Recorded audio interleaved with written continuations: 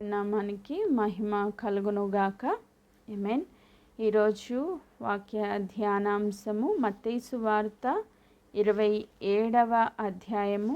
మత్తయి సువార్త 27వ అధ్యాయము 3 నుంచి 5 వచనాలు నేను చదువుతా ఉన్నా. మత్తయి సువార్త 27వ అధ్యాయం 3 నుంచి 5 వచనాలు. అప్పుడు ఆయన అప్పగించిన యూదా ఆయనకు శిక్ష విధింపబడగా చూసి పశ్చాత్తాపపడి ఆ 30 వెండి నాణెములు ప్రధాన యాజకుల యొద్దకును పెద్దల యొద్దకును మరలా తెచ్చి, నేను నిరపరాధ రక్తమును అప్పగించి పాపము చేసి తినని చెప్పాను.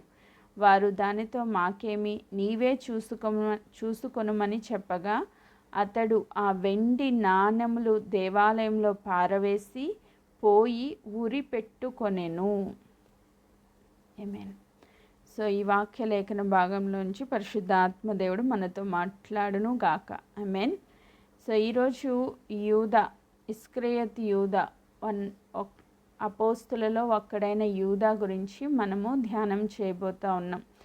యేసుక్రీస్తు ప్రభు ఈ లోకంలో ఉన్నప్పుడు ఆయన పరిచర్యలో 12 మందిని అపోస్తులుగా, ఆయన శిష్యులుగా ఎన్నుకొని వారికి ఈ యొక్క సువార్త ప్రకటించే బాధ్యత ఇవ్వాలి అని వాళ్ళని ట్రైన్ చేస్తూ, అనేక అంశాలు వాళ్ళకి నేర్పిస్తూ, బోధిస్తూ, అనేక రీతులుగా వారిని సిద్ధపరుస్తూ వచ్చారు. అయితే ఎంతో నమ్మకంతో ఫైనాన్సర్గా యూదా ఇస్కరియోతును దేవుడు ఎన్నుకొని డబ్బు సంచి, అంటే ఎవరైతే కానుకలు ఇస్తా వస్తున్నారో ఆ కానుకలన్నింటినీ, ఆ డబ్బు సంచిని యూదాకు అప్పగించి నమ్మకమైన వ్యక్తిగా దేవుడు ఎంచారు. సో ఎవరికైనా మనము ఆ డబ్బుల గురించిన బాధ్యత ఇవ్వాలి అంటే ఫస్ట్ వాళ్ళ నమ్మకం ఉంటేనే ఇస్తాం, లేకపోతే ఇవ్వం. అయితే దేవుడు ఎన్నుకున్నప్పుడు, ఆయన అపోస్తులుగా పిలుచుకున్నప్పుడు, ఆయన అభిషేకించినప్పుడు ఆయన మంచివాడే. కానీ రాను రాను ఆయన చేతిలో ఉన్న డబ్బు సంచిని బట్టి ఆయన ప్రవర్తన మారింది, ఆయన యొక్క విధానం మారింది. దేవుని తట్టు తిరగాల్సిన వ్యక్తి ఆ డబ్బు మీద ఉన్న వ్యామోహంతో సాతానికి చోటిచ్చి తన జీవితంలో రాలిపోయిన పరిస్థితి మనం చూస్తూ ఉన్నాం. అయితే ఈరోజు ఈ విషయమై కొద్దిగా లోతుగా మనము ధ్యానం చేసుకుందాం. మత్తయి సువార్త 26వ అధ్యాయము 14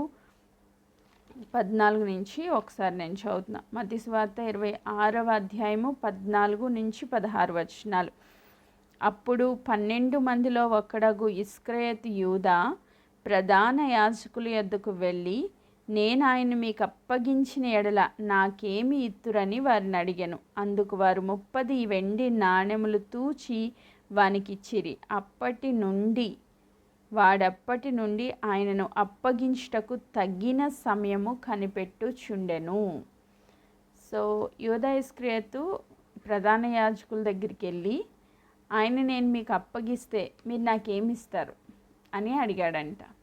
వెంటనే వాళ్ళు ఏం చేశారంటే 30 వెండి నాణాలని తూచి అతనికి ఇచ్చి, నువ్వు అప్పగించే ఆ సమయం ఎప్పుడు అని చెప్పి వాళ్ళు అడుగుతూ ఉన్నారు. ఈయనేమో కనిపెడతా ఉన్నాడు, సింగిల్గా యేసుక్రీస్తు ప్రభు ఎక్కడ దొరుకుతారా వాళ్ళకి అప్పగించేద్దామని చెప్పి కనిపెట్టుకుంటూ ఉన్నాడంట. సో ఇది కంప్లీట్గా ఆయన ఇష్టపూర్వకంగా చేసిన పాపం. ఇష్టపూర్వకంగా డబ్బు కోసం యేసుక్రీస్తు ప్రభుని అమ్మేశాడు. డబ్బుల కోసమే మెయిన్ ఆయన దేవుని అప్పగించడానికి కనిపెట్టుకుని ఉన్నట్లుగా మనకి ఇక్కడ కనబడతా ఉంది. సో డబ్బు ఇది చాలా దేవునికి మనల్ని దూరపరిచే ఒక సాతాను ఆయుధం. ఇదివరకు కూడా మనం ఈ 40 డేస్లో ఈ విషయమై ధ్యానం చేసాం. మరి మరలా పరిశుద్ధాత్మ దేవుడు ఎందుకు మాట్లాడుతున్నారో, ఇంకా ఏం సరి చేసుకోవాల్సిందో నేర్చుకుందాం. 1 తిమోతికి రాసిన పత్రిక 6వ అధ్యాయము 10వ వచనాన్ని నేను చదువుతున్నా. 1 తిమోతి 6:10. ఎందుకనగా ధనాపేక్ష సమస్తమైన కీడులకు మూలము. కొందరు దానిని ఆశించి విశ్వాసం నుండి తొలగిపోయి నానా బాధలతో తమను తామే పొడుచుకొనిరి. ఇక్కడ ఏం చెప్తున్నారంటే ధనాపేక్ష సమస్త కీడులకు మూలం. సమస్తమైన దుర్మార్గత దేనిలో నిండి ఉంటుంది అంటే ధనాపేక్షలో నిండి ఉంటుంది. ఎవరికైతే డబ్బు మీద వ్యామోహం ఉందో, ధనం సంపాదించాలనే ఆశ ఉందో, వాళ్ళని దేవుని యొక్క విశ్వాసంలోంచి, దేవుని సన్నిధిలో నుంచి, దేవునిపై మనం పెట్టుకున్న విశ్వాసం నుంచి బయటికి లాగేసి మనల్ని మనమే పొడుచుకుని చనిపోయే స్థితిలోనికి తీసుకొచ్చే ఒక గొప్ప ఆయుధం, సాతాన ఆయుధం ఏంటి అంటే ధనాపేక్ష. సో డబ్బు సంపాదించాలనే ఆశ ఎవరిలో అయితే ఉంటుందో అది సమస్త కీడులకు మూలమంట. అన్ని కీడులకు మూలం ఏంటంటే డబ్బు సంపాదించాలనే ఆశ. ఈ ఆశతో ఈ లోకంలో ఉన్న వాళ్ళందరినీ సాతాను పట్టేస్తున్నాడు. ఇది ఒక గొప్ప ఆయుధం వాడికి. సో మనము దేవుడి నుంచి డీవియేట్ అవ్వాలన్నా, దేవుడి నుంచి విశ్వాసంలోంచి తొలగిపోవాలన్నా వాడు వేసే ఎర్ర ఏంటి అంటే ధనాపేక్ష. సో ఇది పెడతాడనమాట మనుషుల్లో. మత్తయి సువార్త 6వ అధ్యాయము యేసుక్రీస్తు ప్రభు కొండ మీద ప్రసంగంలో చెప్తూ 22వ వచనంలో అంటారు, దేహానికి దీపము కన్నే గనుక నీ కన్ను తేటగా ఉండిన ఎడ్ల నీ దేహమంతయు వెలుగుమయమై ఉండును. నీ కన్ను చెడినదైతే నీ దేహమంతయు చీకటిమయమై ఉండును. నీలోనున్న వెలుగు చీకటి అయి ఉండిన ఎడ్ల చీకటి ఎంతో గొప్పది. ఎవడునూ 2 యజమానులకు దాసులుగా ఉండనేరడు. అతడు ఒకని ద్వేషించి ఒకనిని ప్రేమించును, లేదా ఒకని పక్షముగా ఉండి ఒకని తృణీకరించును. మీరు దేవునికి సిరికి దాసులుగా ఉండనేరరు. ఇక్కడ ప్రభు చెప్తూ మన దేహం అంతటికీ దీపం ఏంటి? కన్ను. సో ఈ కన్ను గురించి పరిశుద్ధాత్మ దేవుడు మరి ఆయన చిత్తం అయితే మరొకసారి ధ్యానం చేద్దాం. ఈ కన్ను చూసిందల్లా ఆశిస్తుంది, దానిలో ధనాపేక్ష కూడా ఉంది. ఆ ధనాపేక్షతో మనము గనక ఉంటే మనము ఇక్కడ 2 యజమానుల గురించి చెప్పబడతా ఉంది. 2 యజమానులు 24వ వచనంలో అంటారు, ఎవడును 2 యజమానులకు దాసులుగా ఉండనేరడు. 2 యజమానులు ఎవరా 2 యజమానులు అని గనక మనం చూస్తే, 1 దేవుడు, 2 సిరి. సిరి మీన్స్ లోకంలో ఉన్న ధనాపేక్ష.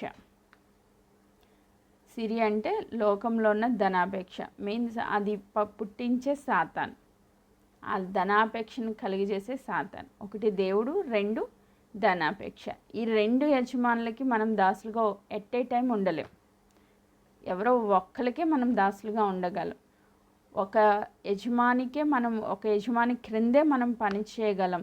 2కి దాసులుగా ఉండడం అనేది అసాధ్యం. అందుకే దేవుని వాక్యం చెప్తుంది, అతడు ఒకరిని ద్వేషించి ఒకరిని ప్రేమించును, లేదా ఒకరిని పక్షముగా ఉండి ఇంకొకరిని తృణీకరించును. దేవుని పక్షంగా ఉంటే నీకు ధనాపేక్ష అనేది ఉండకూడదు. ఒకవేళ నీలో ధనాపేక్ష ఉంటే నువ్వు దేవుని తృణీకరించిన వ్యక్తి అవుతావు. సో ఏదో ఒకటే ఉంటుంది, 2 సైమల్టేనియస్గా వర్క్ చేయు. సో నువ్వు దేవునికి దాసులుగా ఉండాలా, సిరికి దాసులుగా ఉండాలి, ఏదో ఒకటే చేయగలం. సో రెండాటిని సాటిస్ఫై చేయడం అనేది జరగదు అని దేవుని వాక్యం సెలవిస్తూ ఉంది.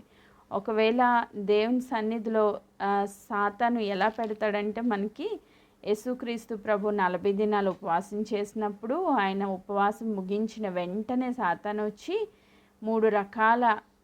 3 విధాలుగా ప్రభువునే శోధించాడు. ఆ శోధించిన దానిలో ఒక శోధన ఏంటంటే మత్తయి సువార్త 4వ అధ్యాయము 8వ వచనం నుంచి నేను చదువుతున్నా. మత్తయి 4:8.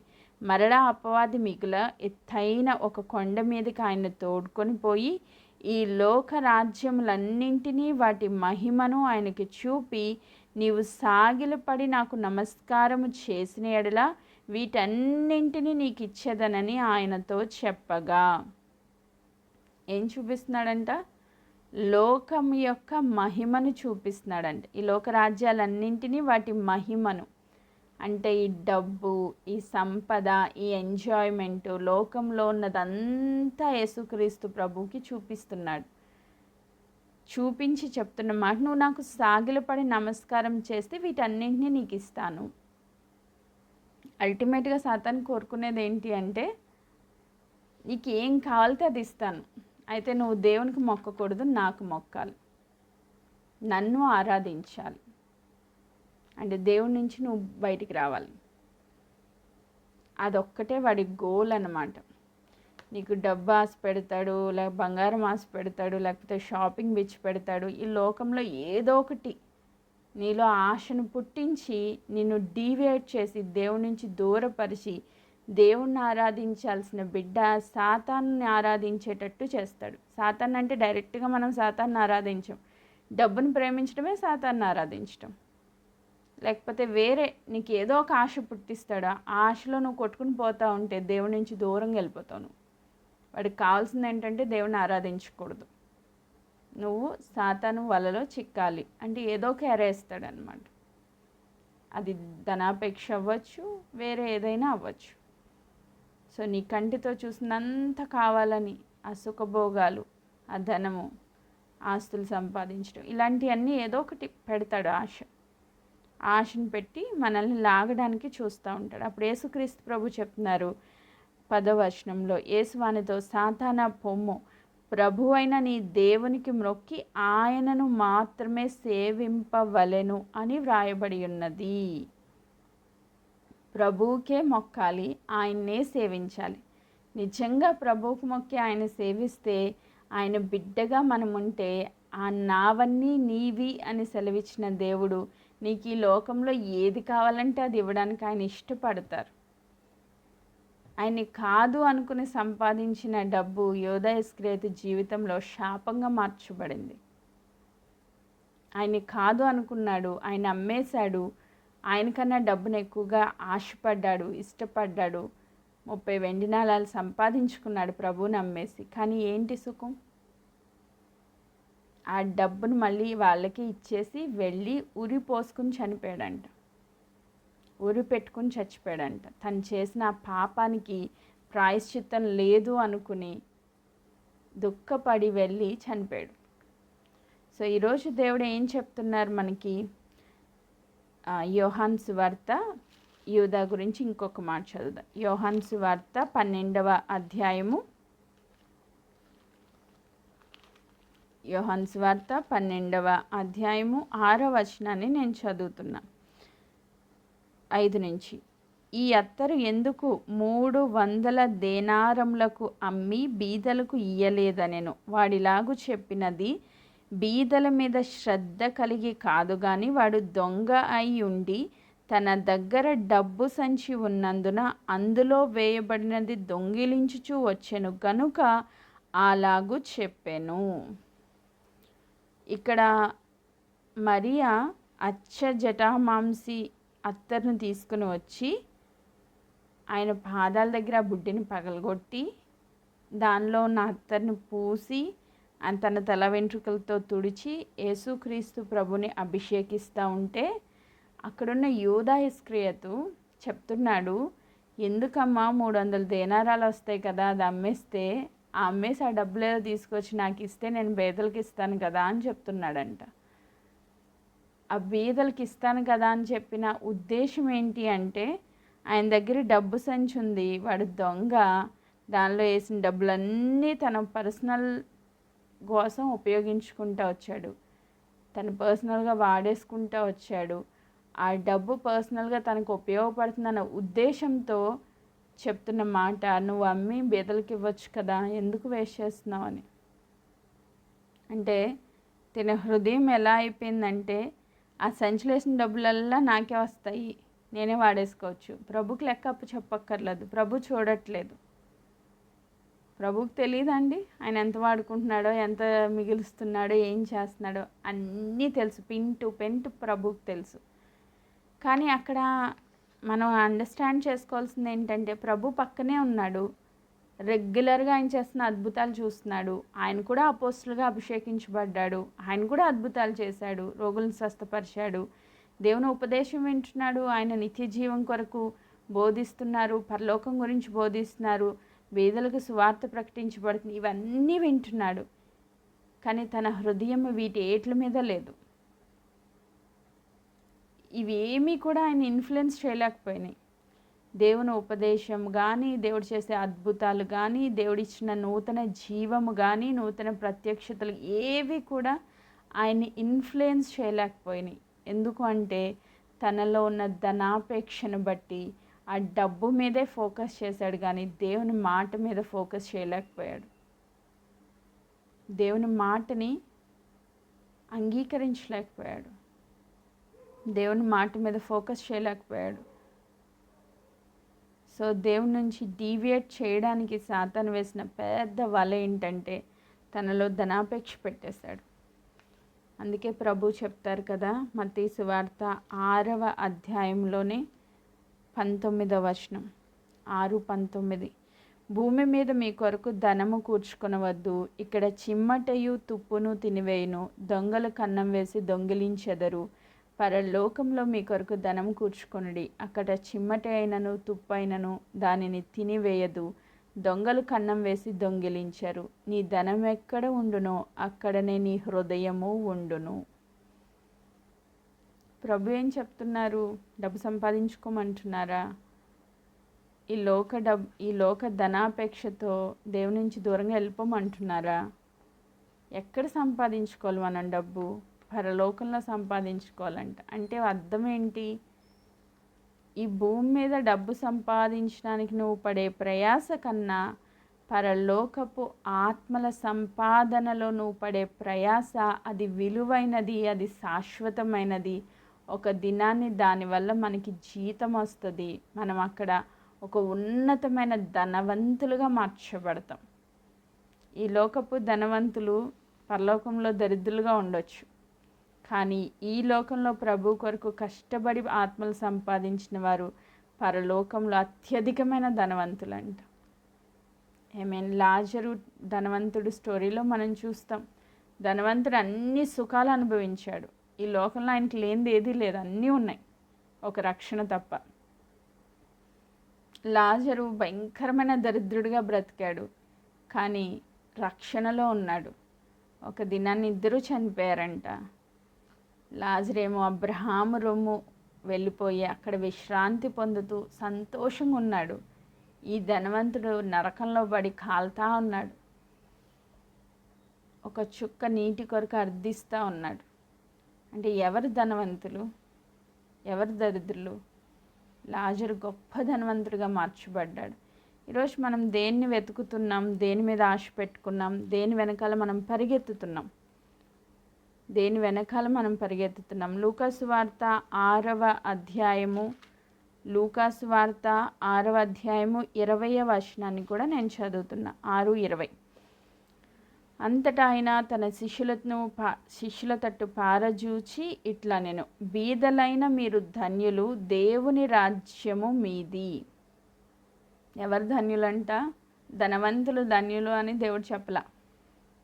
ఎవరు ధన్యులు అని చెప్తున్నారు? బీదలైన వారు ధన్యులు, దేవుని రాజ్యము మీది.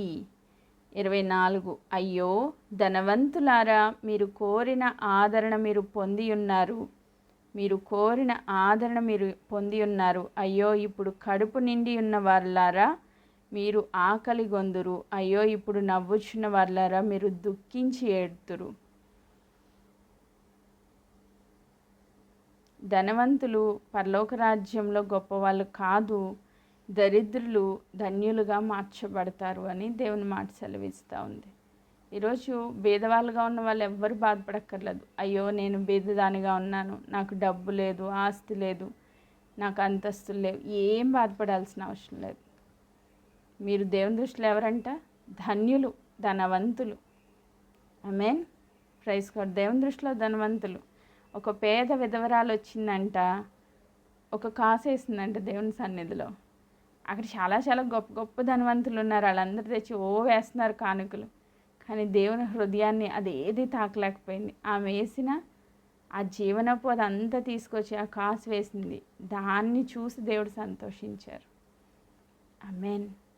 దేవుని దృష్టిలో ఆ బీదరాలు ధన్యురాలైంది, మిగతా వాళ్ళందరూ దరిద్రులు అయ్యారు. సో ఈరోజు ఈ లోకపు ధనం దేవుని హృదయాన్ని తాకలేదు. నీ హృదయ స్థితిని బట్టే దేవుడు నీకు ప్రతిఫలం ఇస్తారు. నీ ధనం ఎక్కడుంటుంది, నీ హృదయం అక్కడ ఉంటుంది. కాబట్టి ధనం మీద హృదయం పెట్టుకోకుండా దేవుని మీద హృదయం పెట్టుకున్న వాళ్ళు ధన్యులు. ఆమేన్. Praise God. ఇదే లూకాసు వార్త 12వ అధ్యాయము 20వ వచనాన్ని కూడా నేను చదువుతున్నా. 12:20. అయితే దేవుడు, వెర్రివాడా, ఈ రాత్రి నీ ప్రాణం అడుగుచున్నారు, నీవు సిద్ధపరిచినవన్నీ ఎవరి వగునని ఆయనతో చెప్పెను. దేవుని ఎడ్ల ధనవంతుడు కాక తన కొరకే సమకూర్చుకున్నవాడు అలాగే ఉండునని చెప్పాను. ఇక్కడ ఒక ధనవంతుడి గురించి ప్రభు ఉపమాన రీతిగా మాట్లాడుతూ చెప్తున్న మాట, నా పంటలు కూర్చుకుంటాను, గొప్ప గొప్ప ఆస్తి సంపాదిస్తాను, కొట్లు కట్టించుకుంటాను, వాటిని నిండా విస్తారమైన ఆస్తి సమకూర్చుకుంటాను, తింటాను, త్రాగుతాను, సుఖిస్తాను అని ఒక ధనవంతుడు అనుకుంటున్నాడంట. డబ్బు సంపాదించి కొట్లలో కూర్చుకొని తినుము, తాగుము, సుఖించుము అని తన ప్రాణంతో తను చెప్పుకుంటా ఉన్నాడంట. ఇప్పుడు ప్రభు అంటున్నారు, ఈ రాత్రి నీ ప్రాణాన్ని అడిగితే ఆ సంపాదించిందంతా ఎవరిదైద్ది? ఈ రాత్రే నీ ప్రాణం అడిగితే నువ్వు కొన్ని జనరేషన్స్కి నువ్వు సంపాదించి పెట్టేసావు, లేకపోతే నీ జీవితకాలం అంతా హ్యాపీగా ఉండాలని నువ్వు సంపాదన మీద దృష్టి పెట్టావు. ఈరోజు రాత్రే దేవుడు ప్రాణం అడిగితే అంతే ఎవరిదైద్ది? నీకు సుఖం ఎక్కడ? నువ్వు దేవుని సన్నిధిలో ఉండవు, ఈ డబ్బు సంపాదన మీద దృష్టి పెట్టుకున్నావు, దేవుని తట్టు తిరగలేదు, సంపాదించో రాత్రి చనిపోయావు. ఎక్కడికి వెళ్తావు నువ్వు? సిద్ధపరిచినవన్నీ ఎవరివి అవుతాయి? దేవుని ఎడల, చాలా ఎక్సలెంట్ వర్డ్ ఇది, 21 verse. దేవుని ఎడల ధనవంతుడగువాడు కాక తన కొరకు కూర్చుకున్నవాడు అలాగనే ఉండనని చెప్పి దేవుని ఎడల ధనవంతులు అవ్వాలి. ఈరోజు మనతో పరిశుద్ధాత్మ దేవుడు చెప్తున్న మాట, దేవుని ఎడల ధనవంతులుగా మార్చబడాలి. ఒక ధనవంతుడు యవనస్తుడు ఉన్నాడంట, దేవుని దగ్గరికి వచ్చాడు, ప్రభువా నిత్య జీవాన్ని పొందుకోవడానికి నేను ఏం చేయాలి అంటే ప్రభు చెప్తున్నారు, తల్లిదండ్రులు సన్మానించు, వ్యభిచరించొద్దు, అబద్ధం ఆడొద్దు అంటే ఇవన్నీ నేను చిన్నప్పటి నుంచే చేస్తున్నాను ప్రభువా, నువ్వు ఇచ్చిన 10 ఆజ్ఞలు పర్ఫెక్ట్గా ఫాలో అయిపోతున్నానంటే ప్రభు అంటారు, ఇంకొక కొదువు ఉంది నీకు. ఏంటా కొదువా? నీకున్న డబ్బంతా అమ్మేసి బేదలకు ఇచ్చేసి నువ్వు నా వెంపటి రా అంటే ఆయన మొక్కని చిన్న బుచ్చుకుని వెళ్ళిపోయాడంట. అంటే అది ఆయనకి నచ్చలేదు. డబ్బును వదిలేయమంటే దేవుడు ఆయనకు నచ్చలా. ఆయన రక్షణ అన్నా వదిలేశాడు కానీ డబ్బును వదల్లా. ఇప్పుడు ఆయన ఎక్కడికి వెళ్ళి ఉంటాడు? నా డబ్బు అనుకుని ఒక రోజు అంతా విడిచిపెట్టి కన్ను మూస్తే నరకంలోకి వెళ్ళి ఉంటాడు. ప్రభు దగ్గరికి వెళ్ళాడు. ప్రభువుని వెంబడించిన వాడిని ఎవ్వడూ కూడా, ప్రభువుని వెంబడించని వాడెవ్వడూ కూడా దేవుని దగ్గరికి వెళ్ళలేరు. ఆయన ప్రభువుని వెంబడించలేదు, డబ్బుని వెంబడించి వెళ్ళిపోయాడు. కాబట్టి ఆయనకి నిత్య జీవం లేదు. గొప్ప ఆస్తి ఉంది కానీ నిత్య జీవం లేకుండా వెళ్ళిపోయాడు. ఈరోజు మన పరిస్థితి ఏంటి? మనం ఎలా ఉన్నాం? మన జీవితంలో మనం ఏం సంపాదించడానికి ప్రయాసపడుతున్నాం? ప్రభు ఎడల ధనవంతులుగా మార్చబడడానికి ప్రయాసపడుతున్నామా?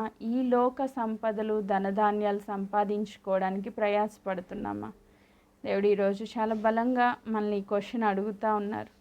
ఒకవేళ మనం డబ్బు సంపాదన మీదే కనుక ఆశ పెట్టుకుని ఆసక్తి కలిగి ఉంటే ఈరోజు మారుమనసు పొందుదాం. సామెతల గ్రంథము 19వ అధ్యాయము 22వ వచనాన్ని కూడా నేను చదువుతా ఉన్నా. కృప చూపుట నరుని పరులకు ప్రియునిగా చేయును, అబద్ధీకుని కంటే దరిద్రుడే మేలు.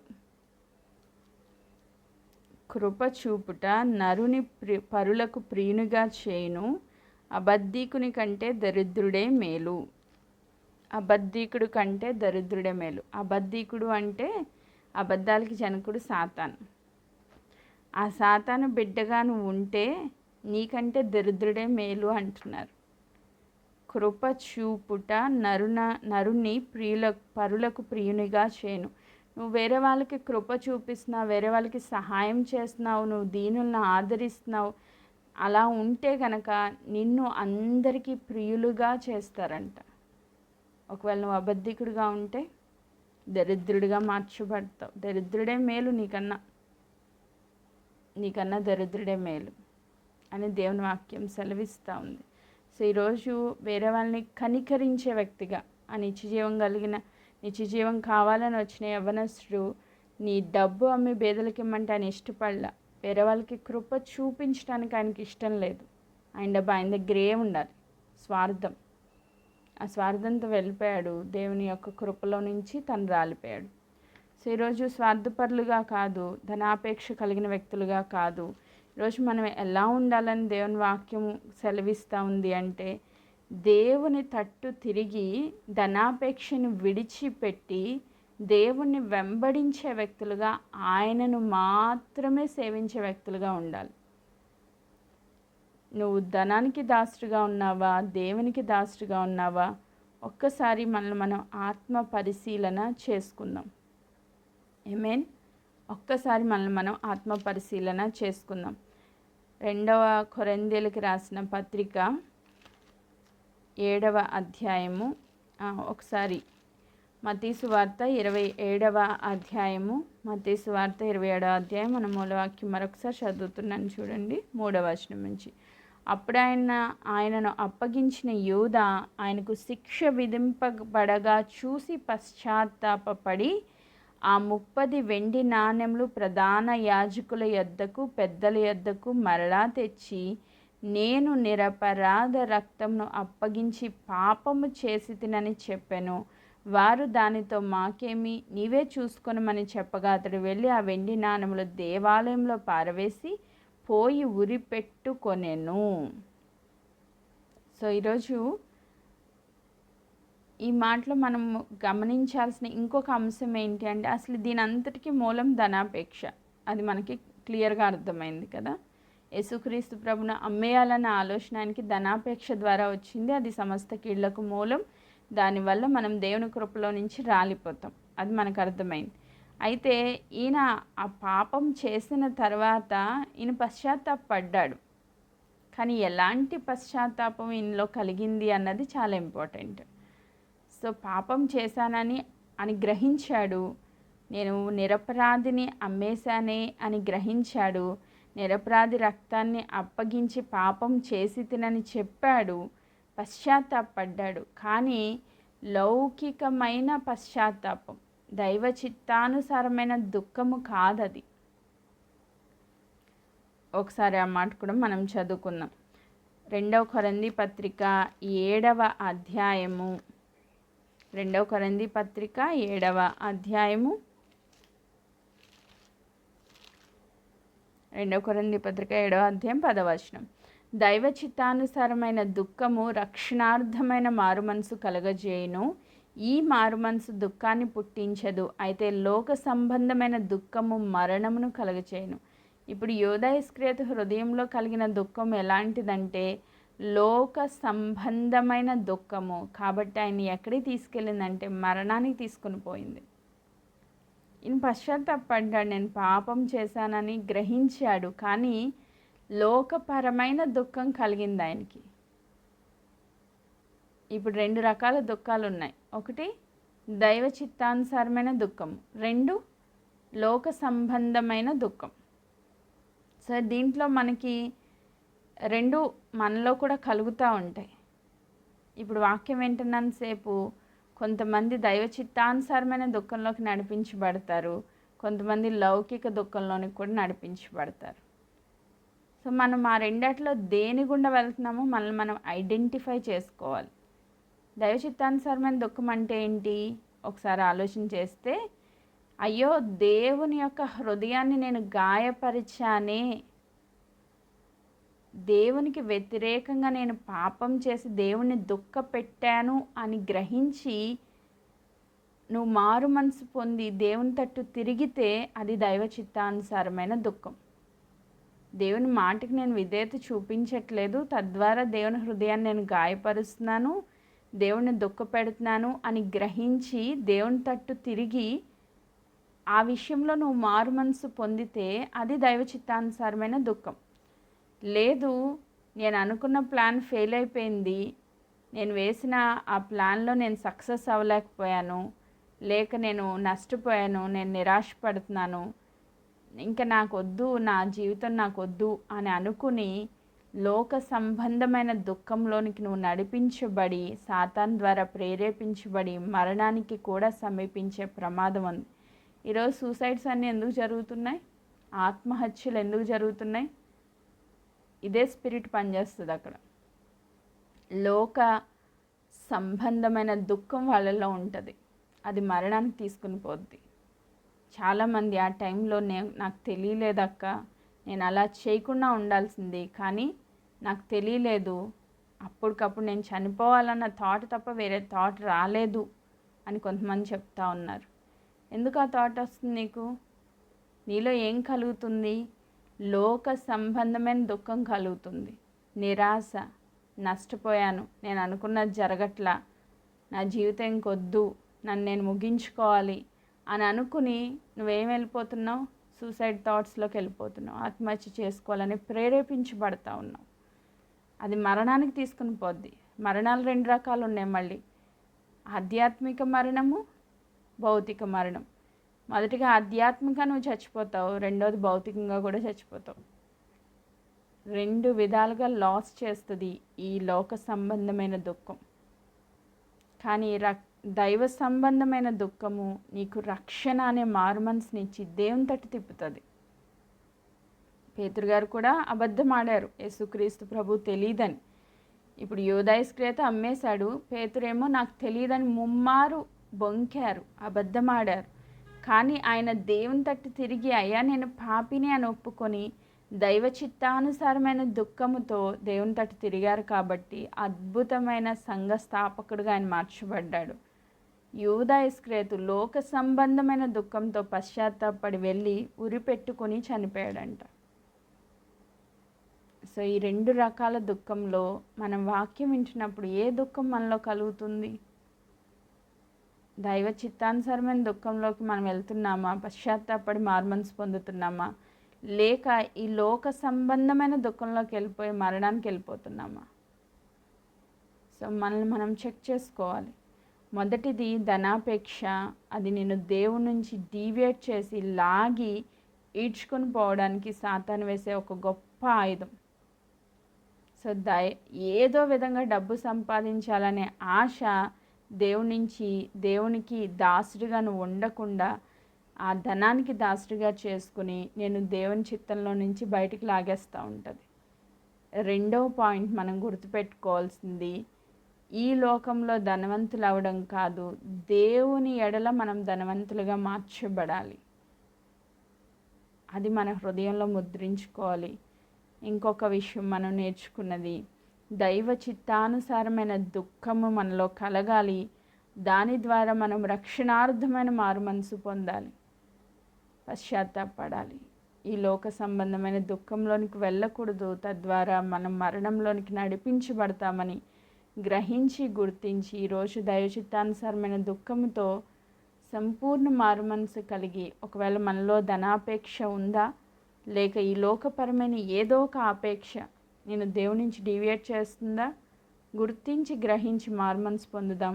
ప్రతి ఒక్కళ్ళని దేవుడు కృపకు పాత్రలుగా మార్చబడాలని కోరుకుంటూ ఈ మాటలు నేను ముగిస్తున్నాను. దేవుడి వాక్య భాగమును దీవించి ఆశీర్వదించి బలపరచును గాక. ఆమేన్.